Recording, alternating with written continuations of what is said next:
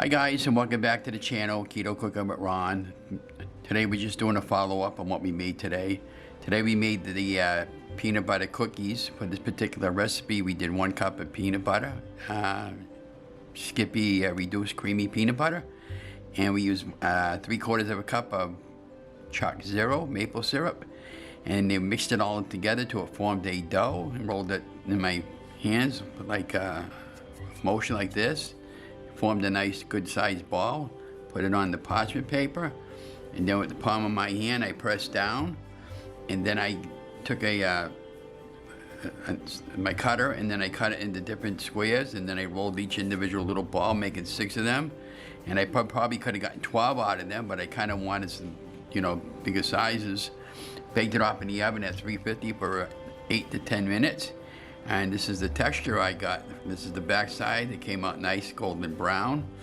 And you could probably put some sugar-free M&Ms on here. They do make sugar-free M&Ms, by the way. You could put chocolate chips. You could put pecans, walnuts. So you can see the possibilities are endless. And you can even make like a little bit of a dip inside your cookies before you bake them, or put some type of a sugar-free jam in it, probably be really good. So these are just some of the suggestions that I'm letting you guys know what you can do with these cookies and how to make these.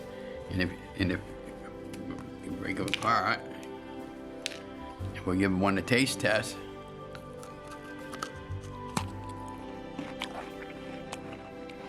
They're really, really good and delicious. So